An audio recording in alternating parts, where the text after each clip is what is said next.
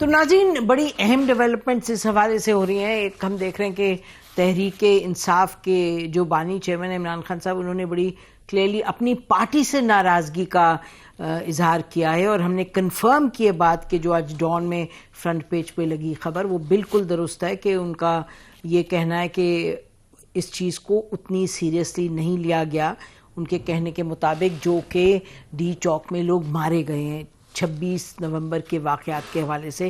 تو یہ ہے عمران خان صاحب کی اپنی پوزیشن اور یہی پارٹی کو انہوں نے کنوے کی ہے. اور اسی حوالے سے شاید اسی اگر ہم دیکھیں کانٹیکسٹ میں جو آج امپورٹنٹ میٹنگ ہوئی ہے اتحادی پارٹیوں کی، اپوزیشن کا جو اتحاد ہے جو آئین پاکستان کے تحفظ کی تحریک ہے اس کے یعنی انڈر دیٹ امبریلا، اس میں ہم نے دیکھا کہ صاحبزادہ حامد رضا صاحب بھی موجود تھے اور اچکزئی صاحب بھی موجود تھے، محمود اچکزئی صاحب، اور پی ٹی آئی کے ظاہر تمام جو لوگ تھے وہ سب موجود تھے. ہمارے ساتھ اس وقت چیئرمین سنی اتحاد صاحبزادہ حامد رضا صاحب ہیں، ان بات کرتے ہیں اور پوچھتے ہیں کہ آج میٹنگ میں کیا ہوا. حامد رضا صاحب بہت شکریہ، آپ نے ٹائم نکالا ہمارے شو کے لیے. تو یہ فرمائیے گا کہ ایک طرف جو عمران خان صاحب نے کہا کہ جی یہ موومنٹ سول ڈس اوبیڈینٹ موومنٹ شروع کریں گے، پھر انہوں نے کہا کہ بات چیت شروع کریں، مذاکرات کی تو کوئی حکومت کا موڈ بالکل نہیں دکھائی دے رہا. وہ کہہ رہے ہیں کہ تحریک انصاف کا موڈ نہیں ہے. جو بھی بہرحال معاملات ہیں، نہ ڈائیلاگ شروع ہو رہا ہے اور جو سول ڈس اوبیڈینس موومنٹ ہے اس کا بھی کچھ سر پیر کا کوئی اندازہ نہیں ابھی ہو رہا. تو آپ کی میٹنگ میں یہ تمام معاملات تو اٹھائے ہوں گے، آگے کا لاہے عمل کیا ہے صاحبزادہ رضا صاحب؟ جی بسم اللہ الرحمن الرحیم، بہت شکریہ جی. دیکھیں آج کی میٹنگ چونکہ تحریک تحفظ آئین پاکستان ایک ہمارا جو اپوزیشن کا جوائنٹ اتحاد تھا وہ آلریڈی موجود تھا، لیکن اس کے اندر دو جماعتوں کے سربراہان، ایک محمود خان اچکزئی صاحب گزشتہ کچھ عرصہ سے بلوچستان میں اپنی جماعتی مصروفیات کی وجہ سے مصروف تھے، اور MWM کے سربراہ راجہ ناصر عباس صاحب بیرون ملک تھے. تو وہ بھی 2 روز پہلے یا 3 روز پہلے پاکستان پہنچے. تو آج محمود خان اچکزئی صاحب کی رہائش گاہ کے اوپر ان سے ملاقات ہوئی. راجہ ناصر عباس صاحب بھی موجود تھے سینیٹر، اور محمود خان اچکزئی صاحب بھی موجود تھے. اسی طریقے سے جو مذاکراتی کمیٹی ہے اس کے سربراہ leader of the opposition National Assembly Omar Ayub Khan صاحب بھی موجود تھے، اور اسد کیسر صاحب بھی اسپیکر قومی اسمبلی سابق وہ بھی موجود تھے. میں وہاں پر موجود تھا. شہداء کے حوالہ سے گفتگو ہوئی، چونکہ ابتدائی طور پہ تو ہم ان دونوں جماعتوں کو جو 15 تاریخ کو پشاور میں ہونے والا دعائیہ تقریبات ہیں شہداء کے لیے اس میں انوائٹ کرنے کے لیے گئے تھے. وہ ہم ان کے گریٹفل ہیں، مشکور ہیں کہ انہوں نے اس دعوت کو نہ صرف قبول کیا بلکہ وہ انشاءاللہ اس کے اندر شریک بھی ہوں گے. اس کے بعد مذاکراتی عمل کے حوالہ سے اور مستقبل کی سیاسی حکمت عملی کے حوالہ سے بڑی تفصیلی مشاورت ہوئی. اس کے اندر کچھ پوائنٹس ہمارے سامنے آئے جو کہ اب پولیٹیکل کمیٹی کے اندر اور کور کمیٹی میں رکھے جائیں گے، اور وہ بانی چیئرمین پاکستان تحریک انصاف عمران خان صاحب کو بھجوائے جائیں گے. اور اس کے اوپر ظاہر ہے میں آنوت ہوں، ان کو بھی باہر تو نہیں بیان کر سکتا، لیکن ہماری مشترکہ اپوزیشن کی حکمت عملی کے حوالہ سے وہ ہیں، وہ انشاءاللہ ایک آدھے دن میں آپ کے سامنے منظر عام پہ آ جائیں گے. جی اچھا یہ بتائیے گا کہ جو سول ڈس اوبیڈینس موومنٹ ہے اس پر بھی کوئی بات چیت ہوئی؟ جی بالکل اس کے اوپر بات چیت ہوئی.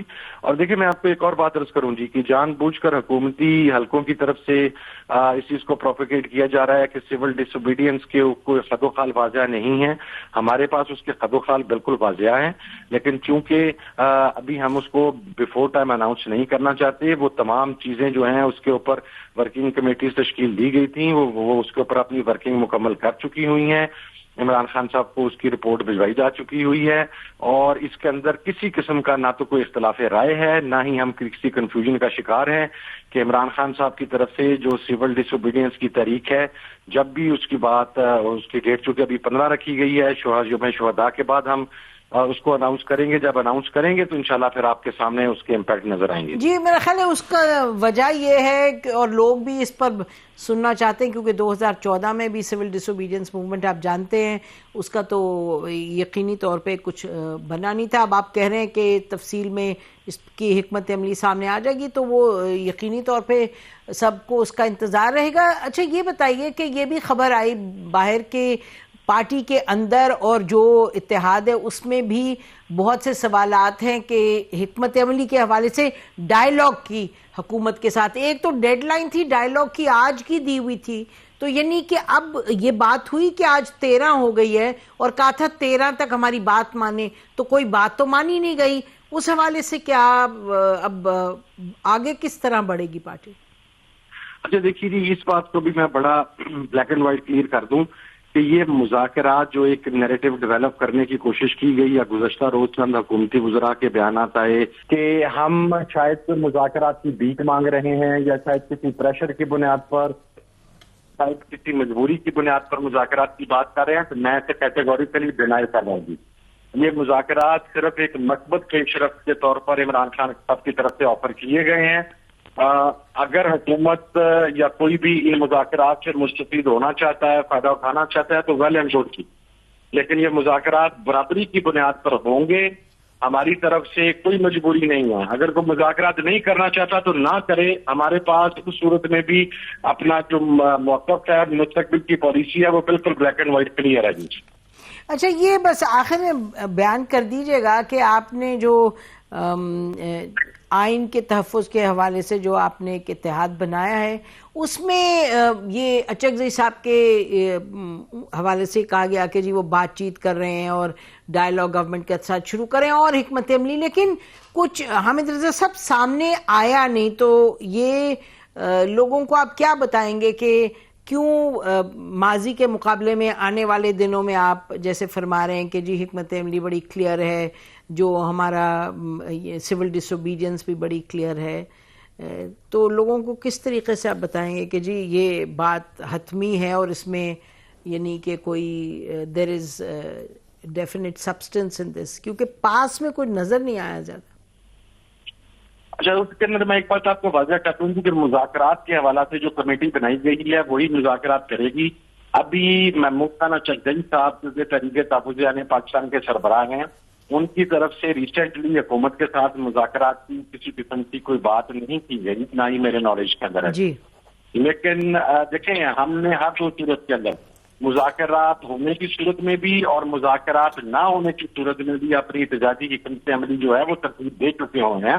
اور میں پھر دوبارہ ایک مرتبہ یہ بات کہنا چاہتا ہوں کہ ایک مثبت پیش رفت عمران خان صاحب کی طرف سے ہوئی ہے, لیکن اسے کمزوری نہ سمجھا جائے, اسے مجبوری نہ سمجھا جائے, اسے یہ نہ سمجھا جائے کہ ہم تو لاچار ہو گئے, قطعاً نہیں.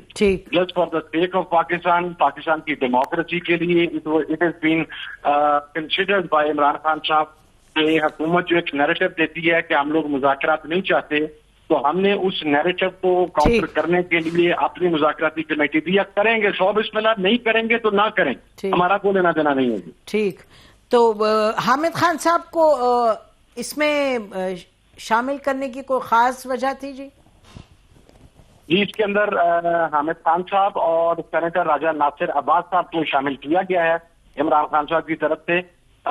ظاہر ہے حامد خان صاحب کو شاید لیگل سائڈ کو دیکھنے کے لیے, اور راجہ ناصر عباس صاحب کیونکہ اتحادی بھی ہیں اور میں بھی بطور اتحادی اس کمیٹی کا حصہ ہوں. اس وقت راجہ صاحب پاکستان سے باہر تھے, ابھی وہ واپس تشریف لے آئے ہیں تو ان کو انکلوڈ کیا گیا. ٹھیک ہے, بہت بہت شکریہ ہم سے بات کرنے کا حامد رضا صاحب. ناظرین, ہم اسی پر پروگرام آج کا ختم کرتے ہیں. خدا حافظ. پاکستان زندہ باد.